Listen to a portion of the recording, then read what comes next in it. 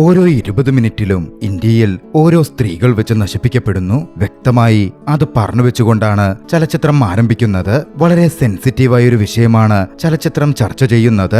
അസി അഥവാ 80 എന്ന ചലച്ചിത്രത്തിന്റെ കഥയാണ് സിനിമാ കഥയിലൂടെ ഇന്ന് നിങ്ങൾ കേൾക്കാനായി പോകുന്നത്. വിശദമായ കഥയിലേക്ക് പോകുന്നതിന് മുമ്പ് സിനിമാ കഥകൾ കേൾക്കാൻ ഇഷ്ടപ്പെടുന്ന പുതിയ കൂട്ടുകാരുണ്ടെങ്കിൽ ചാനൽ ഒന്ന് സബ്സ്ക്രൈബ് ചെയ്യണേ. കൂട്ടുകാർക്ക് ഷെയർ ചെയ്തു കൊടുക്കുകയും ഹൈപ്പ് ചെയ്യുകയും ചെയ്യൂ. നമുക്ക് നേരെ വിശദമായ കഥയിലേക്ക് കടക്കാം. കഥയെ ആരംഭിക്കുന്നത് പരിമ എന്ന പേരുള്ള സ്കൂൾ ടീച്ചറായ ഒരു യുവതിയെ പരിചയപ്പെടുത്തിക്കൊണ്ടാണ്.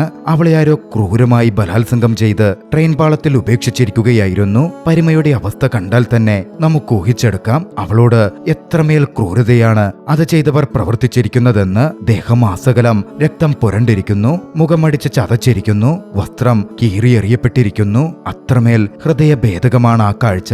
കഥയെ അവിടെ നിന്ന് മണിക്കൂറുകൾ മുന്നിലേക്ക് പോകുന്നു. ഡൽഹി നഗരത്തിൽ ഒരു ചെറിയ വീട്ടിൽ സാധാരണ രീതിയിൽ ജീവിക്കുന്ന ഒരു കുടുംബമായിരുന്നു പരിമയുടേത്. പരിമയും അവളുടെ ഭർത്താവ് വിനയും അവരുടെ കുഞ്ഞും ഒന്നിച്ചാണ് താമസം. അവന്റെ പേര് ധ്രുവ് എന്നാണ്. പരിമ അവിടെ ഒരു സ്കൂളിൽ ടീച്ചറായിരുന്നു. അതേസമയം വിനയാകട്ടെ ഒരു കമ്പനിയിൽ ജോലി നോക്കുകയാണ്. എല്ലാ ദിവസത്തെയും പോലെ അന്ന് പരിമയും കുടുംബവും രാവിലെ എഴുന്നേറ്റ് അവരുടെ ജോലികളൊക്കെ തീർത്ത് ഡ്യൂട്ടിക്ക് പോകാൻ തയ്യാറെടുത്തു. അവൾ വളരെയധികം സന്തോഷവതിയായിരുന്നു. പരിമ സ്കൂളിലേക്ക് ഇറങ്ങി. മറുഭാഗത്ത് വിനയും ജോലിക്കായി പുറപ്പെട്ടു. ആ സമയം വിനയ് കാർത്തിക് എന്നു പേരുള്ള ഒരു യുവാവിനെ കണ്ടു. വിനയും കാർത്തികും ഒരേയിടത്താണ് ജോലി ചെയ്യുന്നത്. കൃത്യമായി പറഞ്ഞാൽ വിനയിന്റെ ഷോപ്പിൽ കാർത്തിക് സൂപ്പർവൈസറാണ്. രണ്ടുപേരും നല്ല സുഹൃത്തുക്കളായിരുന്നു. പിന്നീട് അവർ യാത്ര പറഞ്ഞു പിരിഞ്ഞു. പരിമ തന്റെ സ്കൂളിലേക്ക് പോയി. വിനയ് മകനെയും കൂട്ടി സ്കൂൾ ബസ്സിനടുത്തേക്കും പിന്നീട് കാർത്തികിനൊപ്പം ജോലി സ്ഥലത്തേക്കും എത്തി. അന്നത്തെ അവരുടെ ദിവസം പതിവ് പോലെ മുന്നോട്ടേക്ക് പോയിക്കൊണ്ടിരുന്നു. അന്ന് വൈകിട്ട് ജോലി കഴിഞ്ഞ് കാർത്തിക് തനിച്ച് നടന്നു വരികയായിരുന്നു. ട്രാഫിക് ബ്ലോക്കിൽ വെച്ച് നിർത്തിയിട്ട കാറിനകത്ത് കാർത്തിക് ഒരു സ്ത്രീയെ കണ്ടു. പെട്ടെന്ന് അവന്റെ മുഖം വല്ലാതായി. ആ സ്ത്രീയും കാർത്തികിനെ നോക്കിക്കണ്ടിരുന്നു. കാർത്തിക് റോഡ് മുറിച്ചു കടന്നു. ആ സ്ത്രീ വണ്ടി കുറച്ച് മുന്നോട്ടേക്ക് ഓടിച്ചുപോയി. പിന്നെ വണ്ടി നിർത്തി ഓടി വന്ന് കാർത്തികിനെ വിളിച്ച് അവന്റെ അടുക്കലേക്ക് ഓടിയെത്തി. കാർത്തികിനോട് വല്ലാത്തൊരു ദേഷ്യവും കാർത്തികിനെ കണ്ടപ്പോൾ എന്തോ ഒരു സങ്കടവും അവരുടെ മുഖത്ത് നിഴലിക്കുന്നുണ്ടായിരുന്നു. ആ സ്ത്രീയുടെ പേര് റാവി എന്നാണ്. റാവി കാർത്തികിന്റെ സഹോദരിയായിരുന്നു. കാർത്തികിനെ തന്റെ കൂടെ അപ്പാർട്ട്മെന്റിലേക്ക് റാവി കൂട്ടിക്കൊണ്ടുപോയി. കുറച്ചു ദിവസം മുമ്പായിരുന്നു കാർത്തികിന്റെ ഭാര്യ കാവേരിക്ക് ഒരു അപകടം സംഭവിച്ചത്. അവൾ മരിക്കാറായ അവസ്ഥയിലായിരുന്നു. കാർത്തികാകട്ടെ ആ സമയത്ത് ജോലി സംബന്ധമായി പുറത്തു പോയിരിക്കുകയായിരുന്നു. കാവേരി മരണത്തോട് മല്ലിട്ടിരുന്ന ദിവസങ്ങൾ 3 ദിവസമേ അവൾക്ക് ഡോക്ടർ ആയുസ് വിധിച്ചുള്ളൂ. ഇതിനിടയിൽ തന്റെ ഭർത്താവ് കാർത്തികിനെ കാണണം എന്ന് കാവേരി ആഗ്രഹിച്ചിരുന്നു. കാർത്തികിനെ ആ വിവരമറിയിക്കാൻ റാവി മെസ്സേജ് അയച്ചതുമാണ്. പക്ഷേ കാർത്തികിന് എത്തിച്ചേരാൻ സാധിച്ചില്ല. ഒരാഴ്ചയോളം മരണത്തോട് മല്ലിട്ട ശേഷം കാവേരിയുടെ ജീവൻ പൊലിഞ്ഞു. കാവേരിക്ക് ഒരു വാഹനാപകടത്തിൽ പരിക്കേറ്റതായിരുന്നു. അതിനുശേഷം റാവി കാർത്തികിനെ അപ്പോഴാണ് കാണുന്നത്. അതിന്റെ ദേഷ്യമായിരുന്നു റാവിയിൽ നിറഞ്ഞു നിന്നതും. അക്കാര്യങ്ങൾ കാർത്തികിനോട് പറഞ്ഞ് സങ്കടവും ദേഷ്യവും അവൾ കാർത്തികിന് മുമ്പിൽ പ്രകടിപ്പിച്ചു. എന്തുകൊണ്ടാണ് സ്വന്തം ഭാര്യ മരിക്കാൻ കിടന്നിട്ടും അവൻ വരാതിരുന്നത് എന്നവൾ ദേഷ്യത്തിൽ ചോദിച്ചു. സങ്കടത്തിൽ കാർത്തിക് പറഞ്ഞു താനൊരു വലിയ കുരുക്കിൽ പെട്ടുപോയിരുന്നു. തിരികെ വരാൻ കഴിയുന്ന സാഹചര്യമായിരുന്നില്ല. കാവേരി മരണപ്പെടുന്ന സമയത്ത് ഒരു വോയിസ് മെസ്സേജ് കാർത്തികിനായി റെക്കോർഡ് ചെയ്തിരുന്നു. അത് കേൾക്കാൻ പറഞ്ഞ് റാവി കാർത്തികിന് കൊടുത്തു. പക്ഷെ അത് കേൾക്കാനുള്ള ധൈര്യം കാർത്തികിന് ഉണ്ടായിരുന്നില്ല. കഥ അവിടെ നിന്നും വീണ്ടും പരിമയിലേക്ക് തിരിയുന്നു. പരിമ അന്ന് സ്കൂളിൽ നിന്നും മടങ്ങി വന്ന് ഒരു സ്റ്റാഫ് ഗ്യാതറിങ്ങിന് പോയിരിക്കുകയായിരുന്നു. നല്ല രീതിയിൽ എല്ലാവരും ചേർന്ന് പാർട്ടി നടത്തി. സുഹൃത്തുക്കൾക്കൊപ്പം അവൾ സന്തോഷത്തോടെ നൃത്തം ചെയ്തു. വിനയം അങ്ങോട്ടേക്ക് എത്തിച്ചേർന്നിരുന്നു. അവളുടെ നൃത്തവും ചിരിയുമൊക്കെ കണ്ടപ്പോ പരിമ വളരെയധികം സന്തോഷവതിയാണെന്നും അവൾ അവിടെ എൻജോയ് ചെയ്യുകയാണെന്നും അവൻ നോക്കിക്കണ്ടു. അതുകൊണ്ട് തന്നെ അവളെ വിളിച്ച് നീ ഇവിടെ തുടർന്നോളാനും കുറച്ചുനേരം കൂടി എൻജോയ് ചെയ്ത് വീട്ടിലേക്ക് വന്നാൽ മതിയെന്നും സന്തോഷത്തോടെ അവളോട് പറഞ്ഞ് വിനയ് അവിടെ നിന്നിറങ്ങി. മകൻ വീട്ടിൽ തനിച്ചാണല്ലോ, അതുകൊണ്ടായിരുന്നു വിനയ് നേരത്തെ പോന്നത്. കുറച്ചു കഴിഞ്ഞ് പാർട്ടിയൊക്കെ അവസാനിച്ചപ്പോ പരിമയും വീട്ടിലേക്ക് തിരിച്ചു. പക്ഷേ സമയം ഒരുപാട് വൈകിയിരുന്നു. വിജനമായ റോഡിലൂടെ അവൾ തനിച്ചായിരുന്നു പോകുന്നത്. ആ സമയം അവളൊട്ടും പ്രതീക്ഷിക്കാത്തത് സംഭവിച്ചു.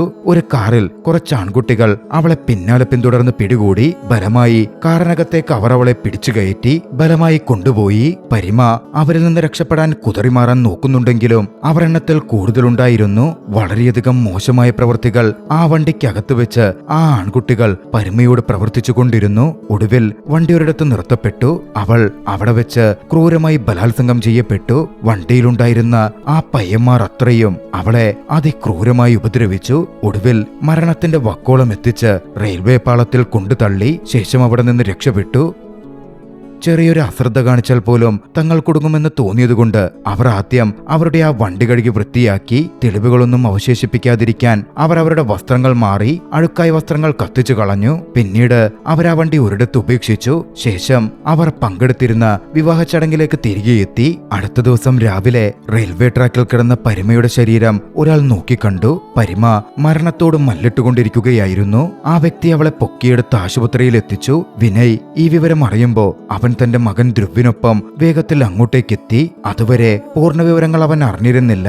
ആശുപത്രിയിൽ എത്തിയുടൻ തന്നെ എല്ലാ സത്യങ്ങളും വിനയ്ക്ക് മനസ്സിലായി. അതറിഞ്ഞതും വിനയാകെ വിറങ്ങലിച്ചുപോയി. അവൻ ആകെ തരിച്ചിരുന്നു. കുറ്റബോധം അവനിലേക്ക് ആഴ്ന്നിറങ്ങി. രാത്രി പരിമയെ ഒറ്റയ്ക്കാക്കി പോവാൻ പാടില്ലായിരുന്നു എന്നവന് തോന്നി. ആകെ തകർന്ന് വല്ലാത്തൊരവസ്ഥയിൽ വിനയ് അവിടെ തുടർന്നു. മറുവശത്ത് ക്രൈം സീനിലേക്ക് ഫോറൻസിക് ടീം എത്തിച്ചേർന്നിരുന്നു. അവർ ഓരോ കാര്യവും സൂക്ഷ്മമായി പരിശോധിച്ചു. അങ്ങോട്ടേക്ക് വൈകാതെ സഞ്ജയ് എന്ന പേരുള്ള ഒരു SI കടന്നു വന്നു. സഞ്ജയാണ് ആ കേസ് അന്വേഷിക്കാൻ പോകുന്നത്. സഞ്ജയ് ആ സ്ഥലത്തെ CCTV ദൃശ്യങ്ങൾ പരിശോധിച്ചു.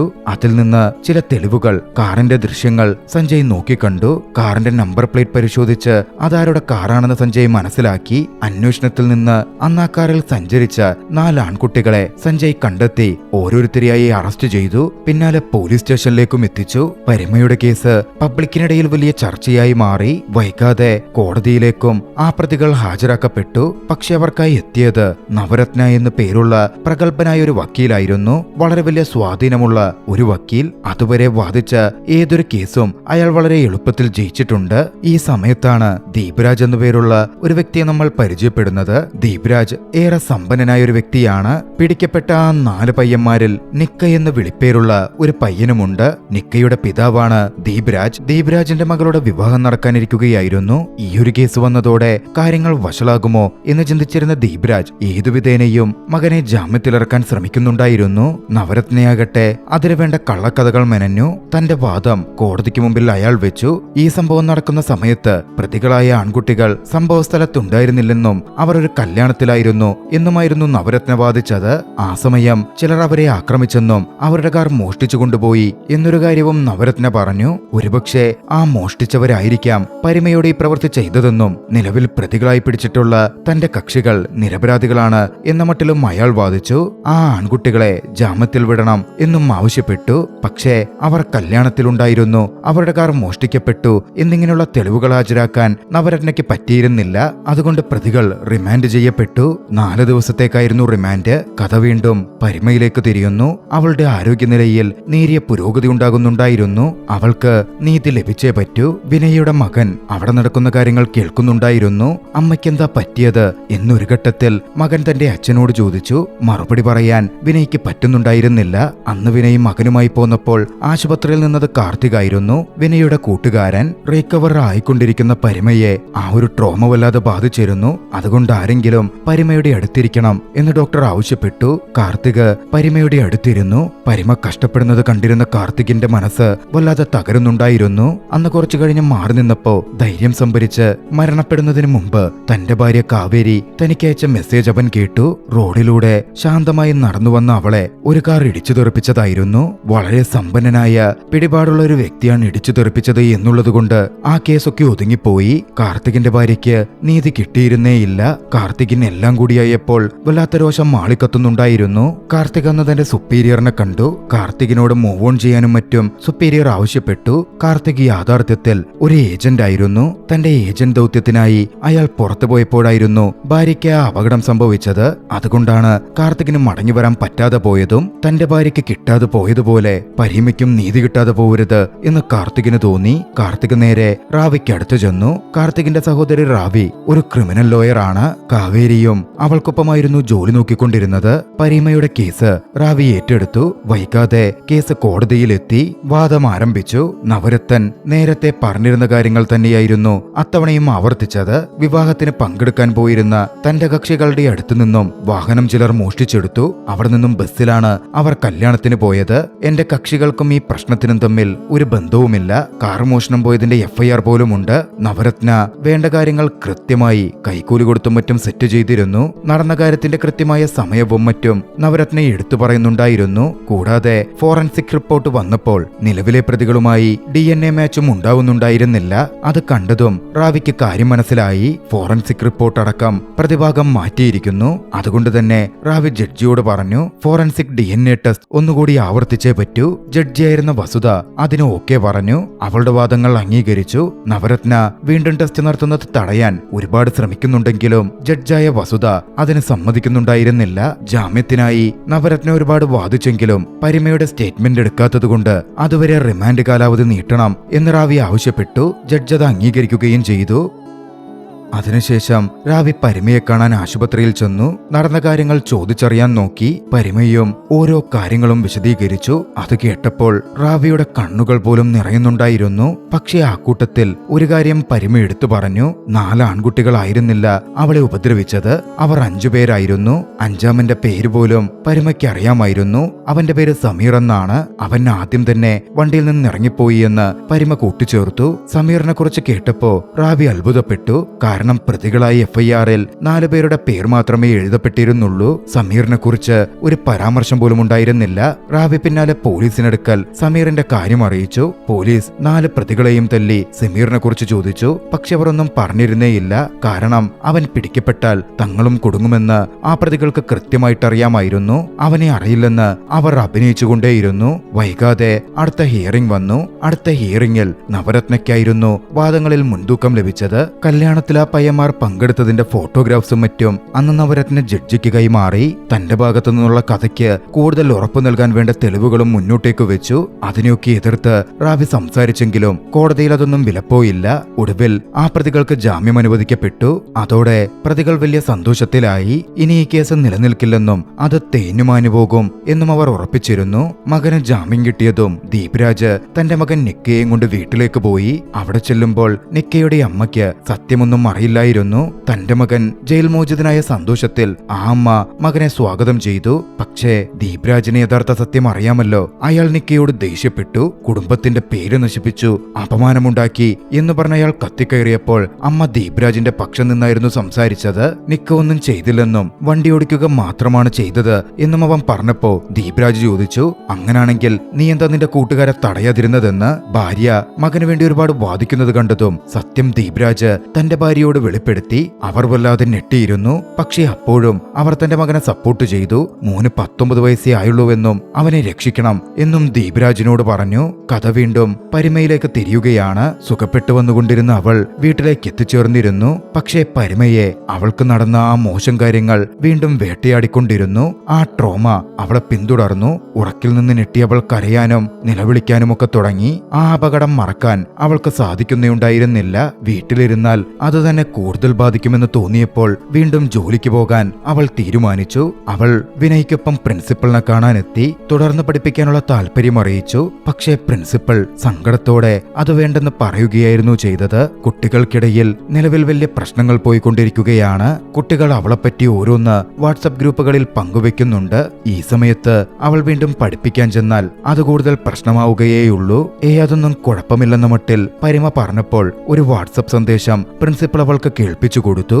അതിൽ അവൾ പഠിപ്പിക്കുന്ന ഒരു വിദ്യാർത്ഥി പറഞ്ഞത് പരിമ പീഡിപ്പിക്കപ്പെട്ടപ്പോൾ ആ സമയത്ത് താനും ആ വണ്ടിയിലൊന്നും ഉണ്ടായിരുന്നെങ്കിൽ എന്ന തരത്തിലായിരുന്നു. അത് കേട്ടതും പരിമാകെ തകർന്നുപോയി. എന്തുകൊണ്ട് വിദ്യാർത്ഥികൾ ഇത്തരത്തിലൊക്കെ ചിന്തിക്കുന്നു എന്നവൾക്ക് മനസ്സിലായതേയില്ല.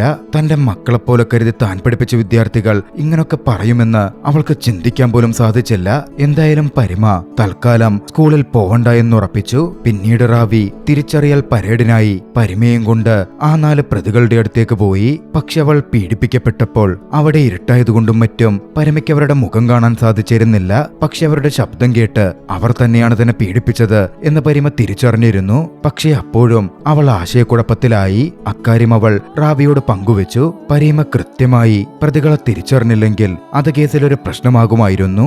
എന്തായാലും വൈകാതെ അടുത്ത ഹിയറിംഗിന്റെ ദിവസം എത്തി. കോടതിയിൽ വാദമുഖങ്ങൾ ഉയർന്നു. വണ്ടി മോഷണം പോയി എന്ന പേരിൽ FIR എഴുതിയ പോലീസ് ഉദ്യോഗസ്ഥൻ കോടതിയിൽ ഹാജരായി. പക്ഷേ അത്തവണയും അതിന്റെ CCTV ദൃശ്യങ്ങൾ കോടതിയിൽ ഹാജരാക്കപ്പെട്ടിരുന്നില്ല. റാവി അതിനെക്കുറിച്ച് ജഡ്ജിയോട് സൂചിപ്പിച്ചു. ജഡ്ജി ഓഫീസറുടെ അടുക്കൽ എവിടെയാണ് CCTV ദൃശ്യങ്ങളെന്ന് ചോദിച്ചപ്പോൾ CCTV ദൃശ്യങ്ങളുടെ ചുമതലയുള്ള ഓഫീസർ അവധിയിലാണെന്നും അയാളുടെ PC-യുടെ പാസ്വേഡ് ആർക്കും അറിയില്ലെന്നുമായിരുന്നു SI മറുപടി പറഞ്ഞത്. അത് കേട്ട ഉടൻ തന്നെ ജഡ്ജി ആ ഓഫീസറെ വിളിക്കാൻ ആ പോലീസ് ഉദ്യോഗസ്ഥനോട് പറഞ്ഞു. SI ഉടൻ വിളിക്കുന്നുണ്ടെങ്കിലും CCTV-യുടെ ചുമതലയുള്ള ഓഫീസർ ഫോൺ എടുക്കുന്നുണ്ടായിരുന്നില്ല. അതുകൊണ്ട് തന്നെ അടുത്ത തവണ CCTV ദൃശ്യങ്ങൾ കോടതിയിൽ ഹാജരാക്കണം എന്ന് ജഡ്ജി ഉത്തരവിട്ടു. പിന്നീടാണ് ആ സംഭവം അരങ്ങേറിയത്. പ്രതിയായ ഹാരി എന്ന യുവാവിനെ ഒരാൾ തോക്കിൻ മുനയിൽ നിർത്തി തട്ടിക്കൊണ്ടുപോയി. ഒടുവിൽ പാരിമ പീഡിപ്പിക്കപ്പെട്ട് ഉപേക്ഷിക്കപ്പെട്ട അതേ ഇടത്ത് നഗ്നനാക്കി നിർത്തി അവനെ അയാൾ വെടിവെച്ചു കൊന്നു. ക്യാമറയുള്ള പ്രദേശത്തൊക്കെ മുഖം പെടാതിരിക്കാൻ അയാൾ ഒരു കുട ചൂടിയിരുന്നു. ആ സംഭവം വൈകാതെ വൈറലാവാൻ തുടങ്ങി. ജനങ്ങൾ അംബർല മാൻ എന്ന് വിളിച്ച് ആ മനുഷ്യനെ ഹീറോവായി നോക്കിക്കണ്ടു. വൈകാതെ ഹാരി കൊല്ലപ്പെട്ട വിവരം പ്രതികളിൽ മറ്റൊരാളായ ഒരു പയ്യൻ തന്റെ സഹോദരിയിൽ നിന്ന് അറിഞ്ഞു. ശരിക്കും എന്താ നടന്നത് എന്ന് ആ സഹോദരി ചോദിച്ചപ്പോ പേടിച്ച് അവൻ സഹോദരിയോട് താൻ ചെയ്ത തെറ്റുകൾ ഏറ്റുപറഞ്ഞു. വൈകാതെയായിരുന്നു അടുത്ത ഹിയറിംഗ് വന്നത്. പ്രതിഭാഗമെന്ന് CCTV ദൃശ്യങ്ങൾ ഹാജരാക്കണമായിരുന്നു. പക്ഷെ അവർ CCTV ദൃശ്യങ്ങൾ കൊണ്ടുവന്നില്ല. മറിച്ച് അതിനൊരു കഥയുണ്ടാക്കി പറഞ്ഞു. അന്നവർ വന്ന സമയത്ത് CCTV വർക്ക് ചെയ്യുന്നുണ്ടായിരുന്നില്ല.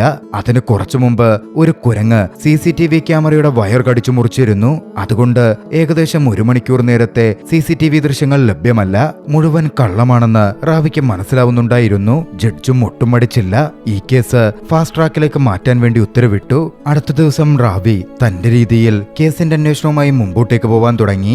ആൺകുട്ടികൾ തങ്ങളുടെ വസ്ത്രങ്ങൾ കത്തിച്ച ആ സ്ഥലത്തേക്കായിരുന്നു അവൾ പോയത്. അവളുടെ കൂടെ ഇൻസ്പെക്ടർ സഞ്ജയും ഉണ്ടായിരുന്നു. സഞ്ജയ് റാവിയോട് പറഞ്ഞു, അന്ന് രാത്രി അവർ ഇവിടെ വെച്ച് അവരുടെ വസ്ത്രങ്ങൾ കത്തിച്ചു. അതിനുശേഷം അടുത്തുള്ള കടയിൽ പോയി പുതിയ വസ്ത്രങ്ങൾ വാങ്ങി. റാവിക്ക് ആ ഷോപ്പിലും പോകണമെന്നുണ്ടായിരുന്നു. പക്ഷെ സഞ്ജയ് പറഞ്ഞു ആ ഷോപ്പിന്റെ ഉടമയെ ദീപരാജ് വിളിച്ചിരുന്നു. അയാൾ തന്നെയാണ് അവർക്ക് വസ്ത്രം നൽകാൻ പറഞ്ഞതും. അതുകൊണ്ട് അവിടെ പോകുന്നത് അത്ര നല്ലതായി തോന്നുന്നില്ല. റാവിക്കപ്പോൾ ചില കാര്യങ്ങൾ മനസ്സിലായി. പോലീസും ദീപരാജിന്റെ കൂടെയാണ്. അയാളിൽ നിന്ന് അവർ കൈക്കൂലി വാങ്ങിയിട്ടുണ്ട്. അവരും ആ 4 പ്രതികളെ രക്ഷിക്കാനുള്ള ശ്രമത്തിലാണ്. മറുവശത്ത് റാവി ഈ കേസ് ജയിക്കാൻ വേണ്ടി ഒരുപാട് കഠിനാധ്വാനം ചെയ്യുന്നുണ്ട് എന്ന് ദീപരാജിന് തോന്നി. അവൾ അവർക്കെതിരെ തെളിവുകൾ ശേഖരിച്ചു കൊണ്ടിരിക്കുകയാണ്. ഇതവർക്ക് ദോഷം ചെയ്തേക്കാം. ആ പേടി കാരണം അയാൾ രാവിയെ കാണാൻ ആഗ്രഹിച്ചു. അടുത്ത ദിവസം അഡ്വക്കേറ്റ് നവരത്ന രാവിയെയും കൂട്ടി ദീപരാജിന്റെ അടുത്തെത്തി. ദീപരാജ് അവിടെ വെച്ച് അവളുമായി ഒരു ഒത്തുതീർപ്പിന് ശ്രമിച്ചു. തന്റെ മകനെ വിടണമെന്നും അതിനു പകരമായി അവൾക്ക് പണം നൽകാമെന്നും അയാൾ ഓഫർ ചെയ്തു. മാത്രമല്ല അവൾക്ക് വിദേശത്ത് സെറ്റിൽ ചെയ്യാനുള്ള അത്രയും കാര്യങ്ങൾ വേണമെങ്കിൽ അയാൾ ചെയ്തു കൊടുക്കും. പക്ഷേ റാവി അത് സമ്മതിച്ചതേയില്ല. അയാളുടെ മകനെ താൻ രക്ഷപ്പെടുത്താം. പക്ഷെ അവൻ അതിനുവേണ്ടി വാദിഭാഗത്തിന്റെ സാക്ഷിയാകണം, മാപ്പ് സാക്ഷി. അങ്ങനാണെങ്കിൽ അവന് 2.5 വർഷത്തെ ശിക്ഷയെ കിട്ടൂ. അത് കഴിയുമ്പോൾ അവൻ മോചിതനാകും. പക്ഷേ ദീപരാജിന് അതും അംഗീകരിക്കാൻ പറ്റുന്നുണ്ടായിരുന്നില്ല. തന്റെ മകൻ ചെറുപ്പമാണെന്നും അവനിതൊന്നും സഹിക്കാൻ പറ്റില്ല എന്നൊക്കെയായിരുന്നു അയാൾ പറഞ്ഞത്. പക്ഷേ തന്റെ തീരുമാനത്തിൽ റാവി ഉറച്ചു നിന്നു. സമീറിനെ പറ്റിയും ചോദിച്ചു. മുമ്പിൽ മറ്റു വഴിയില്ലെന്ന് കണ്ടതും അവർ അതിന് തയ്യാറായി. സമീറിനെ പറ്റി തനിക്കറിയാവുന്ന കാര്യങ്ങൾ റാവിക്കടുക്കൽ ആ പയ്യൻ പറയുകയും ചെയ്തു. പക്ഷേ പിന്നീടായിരുന്നു അത് സംഭവിച്ചത്. ദീപരാജിന്റെ മകൻ നിക്ക തന്റെ കാമുകിക്കൊപ്പം പാർട്ടി കഴിഞ്ഞ് മടങ്ങുകയായിരുന്നു. പക്ഷേ അംബർല മാൻ അങ്ങോട്ടേക്ക് കടന്നു വന്നു. വൈകാതെ ഒരു ഘട്ടത്തിൽ അവനെ കുത്തി കൊലപ്പെടുത്തി. യാഥാർത്ഥ്യത്തിൽ ആ അംബർല മാൻ കാർത്തികായിരുന്നു. ഇതേസമയം മറുവശത്ത് റാവിയാകട്ടെ SI സഞ്ജയെ മീറ്റ് ചെയ്യുകയായിരുന്നു. സഞ്ജയ് ആ ഷോപ്പുടമയെ തോക്കു ചൂണ്ടി ഭീഷണിപ്പെടുത്തി എല്ലാ കാര്യങ്ങളും അയാളെ കൊണ്ട് പറയിപ്പിച്ചിരുന്നു. പക്ഷെ അതിലൊരു തെറ്റുപറ്റി. വീഡിയോയിൽ സഞ്ജയുടെ കയ്യിലിരുന്ന തോക്ക് വെട്ടു. അതുകൊണ്ട് ഇത് തെളിവായി കോടതി അംഗീകരിക്കില്ലെന്നും കോടതി അത് തള്ളിക്കളയും എന്നും റാവി അവനോട് പറഞ്ഞു. ബലം പ്രയോഗിച്ച് അയാളെ കൊണ്ട് പറയിപ്പിച്ചതാണെന്ന് കോടതി നിരീക്ഷിക്കും എന്നായിരുന്നു റാവി വ്യക്തമാക്കിയത്.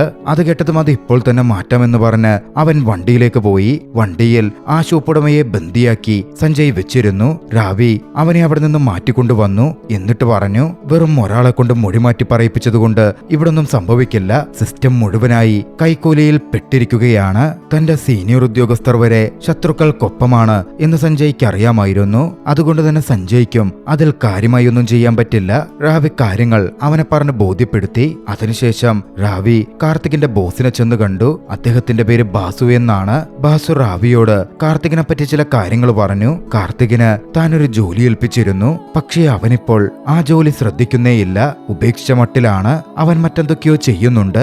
അവനോട് താൻ ഏൽപ്പിച്ച ജോലിയിലേക്ക് മടങ്ങി വരാൻ റാവി ഒന്ന് പറയണം. അതായിരുന്നു ബാസുവിന്റെ ആവശ്യം. അതത്രയും കേട്ടപ്പോ റാവിക്ക് കാർത്തികിന്റെ മേൽ സംശയമുണ്ടായി. അംബർല മാൻ കാർത്തിക് തന്നെയാണോ എന്നവൾ സംശയിച്ചു. അന്ന് രാത്രി കാർത്തികിനെ കണ്ടപ്പോ അക്കാര്യം ചോദിച്ച് റാവി അവനെ ഒരുപാട് വഴക്ക് പറഞ്ഞു. ഇങ്ങനെ ഓരോരുത്തരെയും കൊന്നാൽ മാത്രം ഒന്നും തീരില്ലെന്ന് റാവിക്ക് അറിയാമായിരുന്നു. അതിന് നിയമപരമായ ശിക്ഷാവിധികളാണ് വേണ്ടത്. കാർത്തിക് പക്ഷേ ഒന്നും മറുപടി പറയുന്നുണ്ടായിരുന്നില്ല.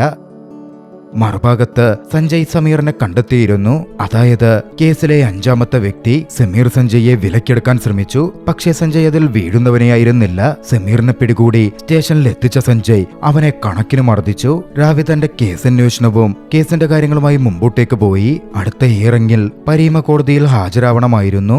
അവൾക്ക് വേണ്ട മോട്ടിവേഷൻ കൊടുത്താണ് റാവി അവളെ കോടതിയിലെത്തിച്ചത്. പക്ഷേ പ്രതിഭാഗം വക്കീൽ അവളുടെ ആത്മാഭിമാനത്തെ ചോദ്യം ചെയ്യുന്ന തരത്തിൽ വളരെ ക്രൂര ഒരു മനസാക്ഷിയുമില്ലാതെ പീഡന വിവരങ്ങളടക്കം അവളോട് ചോദിച്ചുകൊണ്ടേയിരുന്നു. അവളെ വേദനിപ്പിക്കുന്ന അപമാനിക്കുന്ന തരത്തിലായിരുന്നു ഓരോ ചോദ്യങ്ങളും. ആദ്യമൊക്കെ പരീമാതിൽ വല്ലാതായെങ്കിലും പിന്നീട് അവൾ ധൈര്യം സംഭരിച്ച് മുന്നോട്ടേക്ക് വന്നു. തന്റെ മുഖം മറച്ചിരുന്ന തുണിയടക്കം എടുത്തുമാറ്റി കോടതിക്ക് മുമ്പിൽ താൻ ഏറ്റുവാങ്ങിയ പീഡനത്തിന്റെ A-to-Z വിവരങ്ങൾ അവൾ വിശദമായി പറഞ്ഞു. തന്നെപ്പോലെ മറ്റൊരു സ്ത്രീക്കും ഇനിയത് സംഭവിക്കരുത് എന്ന ഉദ്ദേശത്തോടെയായിരുന്നു അവളുടെ ഓരോ തുറന്നു പറച്ചിലും. പക്ഷേ പ്രതികളെ തിരിച്ചറിയാൻ പൂർണ്ണമായി പരീമയ്ക്ക് സാധിച്ചിരുന്നില്ല.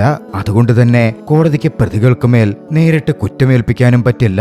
തെളിവുകളുടെ അഭാവമുണ്ടായിരുന്നു. കേസ് അടുത്ത ഹിയറിംഗിനായി മറ്റൊരു തീയതിയിലേക്ക് ജഡ്ജ് മാറ്റിവെച്ചു. ഇതേസമയം അംബർല മാൻ നാട്ടിൽ ഒരു ഹീറോവായി മാറിക്കൊണ്ടിരിക്കുകയായിരുന്നു. പ്രതികളെ കൊല്ലുന്ന അയാളെ ജനങ്ങൾ ആരാധിച്ചു. പക്ഷെ ഒരു മീഡിയ റാവിക്കിടക്കൽ ഇന്റർവ്യൂ എടുത്തപ്പോൾ അയാൾ ചെയ്യുന്നത് വലിയ തെറ്റാണ്, അയാൾ ഒരു ഹീറോ ഒന്നുമല്ല എന്ന മട്ടിലായിരുന്നു റാവി സംസാരിച്ചത്. അത് അംബർല മാനെ ഹീറോവായി കണ്ടിരുന്ന ജനങ്ങളെ പ്രകോപിപ്പിച്ചു. അടുത്ത ദിവസം ഹിയറിംഗിനായി റാവി കോടതിയിൽ വന്നപ്പോ ഒരാൾ പ്രതിഷേധ പ്രകടനമായി റാവിയുടെ മേഘത്ത് മഷി ഒഴിച്ചു. അവിടെ ഉണ്ടായിരുന്ന കാർത്തികും അത് നോക്കിക്കണ്ടിരുന്നു. എന്തായാലും ആ മഷി വെച്ചുകൊണ്ട് തന്നെ വാദത്തിനായി റാവി കോടതിയിലേക്ക് കയറി. കോടതിയിലെ വാദത്തിൽ റാവി എന്ന ജഡ്ജിനോട് പറഞ്ഞു, CCTV ദൃശ്യങ്ങൾ ആവശ്യപ്പെട്ടപ്പോ കുരങ്ങ് വയറു മുറിച്ചു, അതുകൊണ്ട് ഫൂട്ടേജ് ഇല്ല എന്നായിരുന്നു അവർ പറഞ്ഞത്. പക്ഷേ അന്ന് രാത്രി ആ 4 ആൺകുട്ടികൾ ഏത് കടയിൽ നിന്നാണോ വസ്ത്രം വാങ്ങിയത് അവിടെ കൂട്ടത്തിലെ നിക്കയുടെ അച്ഛൻ പുലർച്ചെ 3 മണിക്ക് കോൾ ചെയ്തിരുന്നു. എന്തിനായിരുന്നു അയാൾ കോൾ ചെയ്തത്? റാവി ആ ഷോപ്പുടമയെ കോർട്ടിൽ വിളിച്ചു വരുത്തി ആ ചോദ്യങ്ങൾ ചോദിച്ചു. അബദ്ധത്തിൽ കോൾ വന്നതാണ് എന്ന മട്ടിലായിരുന്നു അയാളുടെ മറുപടി. പക്ഷെ അബദ്ധത്തിൽ പോയതാണെങ്കിൽ 4 മിനിറ്റ് കോളിൽ സംസാരിക്കില്ലല്ലോ. റാവിയുടെ ആ ചോദ്യത്തിൽ അയാൾ ശരിക്കും പെട്ടു. അയാൾ കിടന്നുരുളാൻ തുടങ്ങി. പിന്നാലെ റാവി ഫോറൻസിക് ഡിപ്പാർട്ട്മെന്റിനോടും റിസൾട്ടിലെ ചോദ്യങ്ങൾ ഉന്നയിച്ചു. റിപ്പോർട്ട് അവർ മാറ്റിയതാണെന്ന് റാവിക്ക് കൃത്യമായിട്ട് അറിയാമായിരുന്നു. ഒന്നുകൂടി അതിലെ കാര്യങ്ങളിൽ ക്ലാരിറ്റി വരുത്താൻ അവൾ SI സഞ്ജയെ വിളിച്ചു. ഫോറൻസിക് റിപ്പോർട്ട് മാറ്റാൻ കഴിയുമോ എന്ന് സഞ്ജയോട് ചോദിച്ചു. സഞ്ജയ് ആകെ ആശയക്കുഴപ്പത്തിലായി. അതിന് മറുപടി പറയാൻ അവൻ ആഗ്രഹിച്ചില്ല. കാരണം അവനും പലതവണ മറ്റു കാര്യങ്ങൾക്ക് കൈക്കൂലി വാങ്ങിയിട്ടുണ്ട്. അതുകൊണ്ട് സിസ്റ്റത്തിനെതിരെ സംസാരിച്ചാൽ തന്നെ അവർ അതിൽ കൊടുക്കുമെന്ന് അവൻ അറിയാമായിരുന്നു. അതുകൊണ്ട് തന്നെ സഞ്ജയ് മടിച്ചു നിന്നു. പക്ഷെ അപ്പോഴേക്കും നവരത്ന സഞ്ജയെക്കുറിച്ച് മോശമായ കാര്യങ്ങൾ പറയാൻ തുടങ്ങി. സഞ്ജയ്ക്കെതിരെ പലതവണ കൈക്കൂലി വാങ്ങിയതിന്റെ ആരോപണങ്ങളുണ്ട്. അവനൊരു അഴിമതിക്കാരനായ ഓഫീസറാണ്. ഒരുപക്ഷെ ഇത്തവണയും കൈക്കൂലി വാങ്ങിയിട്ടുണ്ടാകും എന്ന മട്ടിലൊക്കെ നവരത്ന പറഞ്ഞുകൊണ്ടേയിരുന്നു. അത് കേട്ടതും സഞ്ജയുടെ ദേഷ്യം കനത്തു. അവൻ സിസ്റ്റത്തിലെ എല്ലാ ലൂപ്പ് ഹോളുകളെ പറ്റിയും ആ ഫോറൻസിക് റിപ്പോർട്ടിൽ കാണിച്ച തെറ്റുകുറ്റങ്ങളെ പറ്റിയും എല്ലാ സത്യങ്ങളും തുറന്നു പറഞ്ഞു. ജഡ്ജടക്കം അത് ഞെട്ടലോടെയായിരുന്നു കേട്ടത്. തന്റെ സീനിയർ ഉദ്യോഗസ്ഥരുടെ ഇടപാടുകളെ പറ്റിവരെ സഞ്ജയ് വ്യക്തമാക്കി. ASI സഞ്ജയുടെ ആ വിശദീകരണം അക്ഷരാർത്ഥത്തിൽ കേസിലൊരു ടേണിംഗ് പോയിന്റായി മാറുകയായിരുന്നു. ഇതേസമയം കാർത്തികിന് അവിടെ നടന്ന കാര്യങ്ങൾ കാരണം വലിയ കുറ്റബോധം തോന്നിത്തുടങ്ങിയിരുന്നു. കുറ്റവാളികളെ കൊന്നതുകൊണ്ട് കുറ്റങ്ങൾ അവസാനിക്കില്ല, അവർ നിയമപ്രകാരം ശിക്ഷിക്കപ്പെടണം. എന്നാലേ കുറ്റകൃത്യം തന്നെ പതിയെ ലോകത്തു നിന്നില്ലാതാവുകയുള്ളൂ. ഒരു കുറ്റത്തിന്റെ മറുപടി മറ്റൊരു കുറ്റം കൊണ്ടാവരുത്. ആ തിരിച്ചറിവ് കാർത്തികിനെ ഉണർത്തി. തന്റെ ബോസിനടുക്കൽ ചെന്ന് അവൻ കാര്യങ്ങൾ ഏറ്റുപറഞ്ഞു. അടുത്ത ദിവസം കേസിന്റെ അവസാനത്തെ ഹിയറിംഗ് ആയിരുന്നു. ഇത്തവണ റാവി സ്കൂളിലെ കുട്ടികളെയും കോർട്ട് റൂമിലേക്ക് കൊണ്ടുവന്നിരുന്നു. അത് കണ്ടപ്പോൾ ജഡ്ജി വസുതയ്ക്ക് അല്പം വിചിത്രമായി തോന്നി. കേസ് വളരെ സെൻസിറ്റീവ് ആണെന്നും അതുകൊണ്ട് കുട്ടികളെ കോടതിക്ക് പുറത്തേക്ക് വിടാനും വസുത ആഗ്രഹിച്ചിരുന്നു. പക്ഷേ റാവി പറഞ്ഞു, എന്തായാലും പുറത്തുള്ള എല്ലാ കുട്ടികളും ഈ കോർട്ടിൽ നടക്കുന്ന കാര്യങ്ങളെപ്പറ്റി അറിയുന്നുണ്ട്. അവർക്കെതിരെയും അവരുടെ ബന്ധുക്കൾക്കെതിരെയും എല്ലാമാണ് ഈ പീഡനങ്ങൾ നടക്കുന്നത്. അതുകൊണ്ട് അവർ ഇവിടെ ഇരിക്കുന്നതിൽ വേറെ പ്രശ്നമൊന്നുമില്ല മാം. വസുതയും അത് അംഗീകരിച്ചു. വൈകാതെ കേസിന്റെ വാദം വീണ്ടും തുടങ്ങി. റാവി തന്റെ ഭാഗം വിശദീകരിച്ചു. അവൾ സമീറിന്റെ മകളെ അവിടെ സാക്ഷിയായി ഹാജരാക്കിയിരുന്നു. അന്ന് സമീറിന്റെ മകൾ അവിടെ മൊഴി നൽകി. അന്ന് രാത്രി ഏറ്റവും ആദ്യം സമീർ തന്നെയായിരുന്നു പരീമയോട് തെറ്റ് ചെയ്തത്. അതിനുശേഷം വണ്ടിയിൽ നിന്നിറങ്ങിപ്പോയ അവൻ വീട്ടിലെത്തി ആദ്യം ചെയ്തത് അവന്റെ ഫേവറേറ്റ് ഷർട്ട് കത്തിച്ചു കളയുകയാണ്. ആ ഷർട്ടായിരുന്നു അവൻ ധരിച്ചിരുന്നത്. ഇതെല്ലാം സമീർ ചെയ്യുമ്പോൾ മകൾ അതൊക്കെ കാണുന്നുണ്ടായിരുന്നു. അന്ന് രാത്രി അച്ഛൻ മടങ്ങി വന്നപ്പോൾ അച്ഛന്റെ കഴുത്തിൽ പരിക്കേറ്റ പാടുകൾ ഉണ്ടായിരുന്നുവെന്നും അവൾ വ്യക്തമാക്കി. പിന്നാലെ റാവി ഒരു CCTV ദൃശ്യം കാണിച്ചു. ജഡ്ജിയോട് വിശദീകരിച്ചു. പോലീസ് സ്റ്റേഷനിൽ വണ്ടി മോഷണം പോയെന്ന് റിപ്പോർട്ട് ചെയ്ത പ്രതികൾ FIR എഴുതിക്കുകയായിരുന്നു എന്ന് പ്രതിഭാഗം പറഞ്ഞ അതേ സമയത്ത് ഡൽഹിയിൽ നിന്ന് ഏകദേശം 45 കിലോമീറ്റർ അകലെയുള്ള ഒരു കടയിൽ ഇവരുടെ വാഹനം കണ്ടിരുന്നു. ആ വാഹനത്തിൽ നിന്നിറങ്ങിയ ഇവർ സിഗരറ്റ് വാങ്ങുകയും ചെയ്തിരുന്നു. അങ്ങനാണെങ്കിൽ ഒരേ സമയം 2 സ്ഥലത്ത് ഇവർക്കെങ്ങനെ ഉണ്ടാവാൻ കഴിയും? CCTV ദൃശ്യങ്ങളിൽ പ്രതികളുടെ ദൃശ്യങ്ങൾ വ്യക്തമാണ്. പിന്നാലെ നവരത്ന സമീറിന്റെ മകളെ ചോദ്യം ചെയ്യാൻ തുടങ്ങി. നിന്റെ അച്ഛൻ ഒരു പെണ്ണിനെ ബലാത്സംഗം ചെയ്തിട്ടാണ് വന്നത് എന്നാണ് നീ പറയുന്നത്. നിനക്കങ്ങനെ പറയാൻ സാധിക്കുമോ? അത് നീ വിശ്വസിക്കുന്നുണ്ടോ? നിന്റെ അച്ഛൻ ഒരു സ്ത്രീയെ ബലാത്സംഗം ചെയ്യാൻ കഴിയുമോ? എന്നിങ്ങനെ ഒട്ടും ഉചിതമല്ലാത്ത ചോദ്യങ്ങൾ അയാൾ ആ കുട്ടിയോട് ചോദിച്ചുകൊണ്ടിരുന്നു. ആ കുട്ടിയെ വല്ലാതെ പ്രഷറിലാക്കി. ഇത്തരം ചോദ്യങ്ങൾ ഒരു പെൺകുട്ടിയോട് ചോദിക്കരുത് എന്ന് പറഞ്ഞ് റാവി നവരത്നയെ തടയാൻ ശ്രമിക്കുന്നുണ്ടെങ്കിലും നവരത്ന അത് തുടർന്നുകൊണ്ടിരുന്നു. ഒടുവിൽ സമീറിന്റെ മകൾ പറഞ്ഞു, അന്ന് രാത്രിയിലത്തെ കാര്യം അറിയില്ല, പക്ഷേ അയാൾ എന്റെ അമ്മയെ ബലാത്സംഗം ചെയ്തിട്ടുണ്ട്. അത് കേട്ടതും എല്ലാവരും അക്ഷരാർത്ഥത്തിൽ ഞെട്ടി. റാവി അപ്പോഴാണ് മുമ്പത്തെ കേസിനെ പറ്റി വിവരിക്കുന്നത്. യാഥാർത്ഥ്യത്തിൽ സമാനമായൊരു വിഷയം 2012 നടന്നിരുന്നു. അതിലെ പ്രതി സമീർ ആയിരുന്നു. സമീർ എന്ന ഒരു പെൺകുട്ടിയെ ബലാത്സംഗം ചെയ്തു. ബലാത്സംഗം ചെയ്ത പെൺകുട്ടിയോടുള്ള നീതി എന്ന തരത്തിൽ ആ പെൺകുട്ടിയെ സമീർ വിവാഹം കഴിച്ചു. അന്ന് ബലാത്സംഗം ചെയ്യപ്പെട്ട ആ യുവതിയുടെ മകളാണ് സമീറിന്റെ മകളാണ് ഇപ്പോൾ സമീറിനെതിരെ മൊഴി കൊടുക്കുന്നത്. ബലാത്സംഗം ചെയ്യപ്പെട്ട അന്നത്തെ പെൺകുട്ടിക്ക് എന്ത് സംഭവിച്ചു എന്നാരും ചിന്തിച്ചിട്ടേയില്ല. അവൾ തന്നെ ബലാത്സംഗം ചെയ്ത മനുഷ്യനെ ഭർത്താവായി കണ്ട് ഇത്രയും വർഷം ജീവിച്ചു. അവൾ അവന്റെ കുഞ്ഞിനെ പ്രസവിച്ചു. തന്റെ അമ്മയോട് തെറ്റ് ചെയ്തവനെ മകൾ അച്ഛ എന്ന് വിളിച്ചു വരികയാണ്. റാവി വളരെ ഇമോഷണലായി ജഡ്ജിയോട് ഈ കാര്യങ്ങളൊക്കെ വിശദീകരിച്ചു കൊണ്ടിരുന്നു. ജഡ്ജിക്കും കാര്യങ്ങൾ വ്യക്തമായി കഴിഞ്ഞിരുന്നു. വൈകാതെ വിധി പ്രസ്താവന വന്നു. അവർ കുറ്റവാളികളായ ആ ആൺകുട്ടികൾക്കൊക്കെയും ശിക്ഷ വിധിച്ചു. കൂടാതെ അവരെ സഹായിച്ചവർക്കെതിരെ പോലീസ് ഉദ്യോഗസ്ഥർക്കെതിരെയും മറ്റുള്ളവർക്കെതിരെയും അന്വേഷണത്തിന് ഉത്തരവിട്ടു. മറുവശത്ത് കാർത്തിക് ആകട്ടെ കുറ്റബോധം കാരണം പ്രതികളെ കൊന്നത് താനാണെന്ന കുറ്റം ഏറ്റെടുത്ത് പോലീസിന് മുമ്പിൽ കീഴടങ്ങി. പക്ഷെ അവിടെ നിന്ന് ഇറങ്ങുമ്പോൾ അങ്ങോട്ടേക്ക് ദീപരാജ് എത്തി. തന്റെ മകൻ നിക്കയെ കൊന്നതിന് പകരം വീട്ടാൻ അയാൾ കാർത്തികിനെ വെടിവെച്ചു. റാവി ആ സമയം അങ്ങോട്ടേക്ക് എത്തിച്ചേർന്നിരുന്നു. വെടിയേറ്റ കാർത്തികിനെ താങ്ങിയെടുത്ത് രക്ഷപ്പെടുത്താനുള്ള ശ്രമങ്ങൾ റാവി നടത്തിയെങ്കിലും രക്തം വാർന്ന് കാർത്തിക് മരണപ്പെട്ടു. നാട് വീണ്ടും മുമ്പോട്ടേക്ക് ചലിച്ചു. പരീമ തന്റെ ജീവിതവും കുടുംബവുമായി മുന്നോട്ട് പോയിക്കൊണ്ടിരുന്നു. പക്ഷേ ഈ സിനിമ സമൂഹത്തിന്റെ നേരെ തിരിച്ചുപിടിച്ച ഒരു കണ്ണാടിയാണ്. ഈ സിനിമയിൽ ഓരോ 20 മിനിറ്റ് കൂടുമ്പോഴും ഒരു റെഡ് സ്ക്രീൻ പ്രത്യക്ഷപ്പെടും. അത് മറ്റൊന്നുമായിരുന്നില്ല, ഒരു ഓർമ്മപ്പെടുത്തലാണ്.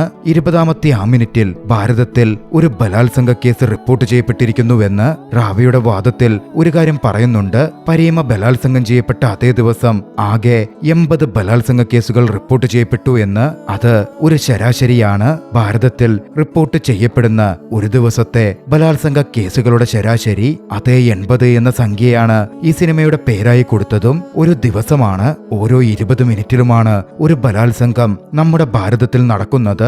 ടിവിയിൽ കാണുന്ന, പത്രത്തിൽ വായിക്കുന്ന, സോഷ്യൽ മീഡിയയിൽ സ്ക്രോൾ ചെയ്തു പോകുന്ന ഒരു വാർത്തയ്ക്കപ്പുറം നമ്മുടെ കുടുംബത്തിൽ നടക്കാത്തിടത്തോളം നമുക്കതൊന്നും വലിയ കാര്യമായി തോന്നാറില്ല. മാറ്റങ്ങൾ എവിടെ നിന്നാണ് വേണ്ടത്? എന്നുള്ളത് ഇന്ന് നമ്മൾ ഓരോരുത്തരും ചിന്തിക്കേണ്ടിയിരിക്കുന്നു. പലതവണ പറയപ്പെട്ടതും കേൾക്കപ്പെട്ടതുമായ വിഷയമാണെങ്കിലും ഇപ്പോഴും ഇതിലൊന്നും ഒരു മാറ്റവുമില്ല എന്നതാണ് ഏറ്റവും ദുഃഖിപ്പിക്കുന്ന സത്യം. ലൈംഗിക വിദ്യാഭ്യാസവും മറ്റും ഇപ്പോഴും പാതകമായി കരുതുന്ന ഒരു സമൂഹത്തിനിടയിൽ അതിന്റെ പ്രാധാന്യം പറഞ്ഞുവെക്കുന്ന, തുല്യതയെപ്പറ്റി കുട്ടികൾക്ക് ബോധ്യമുണ്ടാവണം എന്ന് പറഞ്ഞുവെക്കുന്ന, എന്നാലേ ഇനിയെങ്കിലും ഇത്തരം സംഭവങ്ങൾ ഈ ലോകത്ത് നടക്കാതിരിക്കൂ എന്ന് സൂചിപ്പിക്കുന്ന ഒരു ചലച്ചിത്രമായി വേണം ഇതിനെ നോക്കിക്കാണാൻ. അല്ലാത്തിടത്തോളം ഇതെല്ലാം തുടർന്നുകൊണ്ടേയിരിക്കും. നല്ലൊരു നാളെയെ, നല്ലൊരു തലമുറയെ സ്വപ്നം കണ്ടുകൊണ്ട് കഥ ഇവിടെ അവസാനിപ്പിക്കുന്നു. നിങ്ങൾക്ക് ഈ കഥ ഇഷ്ടപ്പെട്ടെങ്കിൽ വീഡിയോ ലൈക്ക് ചെയ്യുക. അഭിപ്രായങ്ങളും നിർദ്ദേശങ്ങളും കമന്റുകളിൽ രേഖപ്പെടുത്തുക. കഴിയുമെങ്കിൽ ചാനൽ സബ്സ്ക്രൈബ് ചെയ്തും കൂട്ടുകാർക്ക് ഷെയർ ചെയ്തു കൊടുത്തും ഞങ്ങളെ സപ്പോർട്ട് ചെയ്യുക. കഴിയുമെങ്കിൽ വീഡിയോ ഹൈപ്പ് ചെയ്യുക. മറ്റൊരു മികച്ച ചലച്ചിത്രവുമായി നമുക്ക് അടുത്ത ദിവസം കണ്ടുമുട്ടാം. അതുവരെ ബൈ.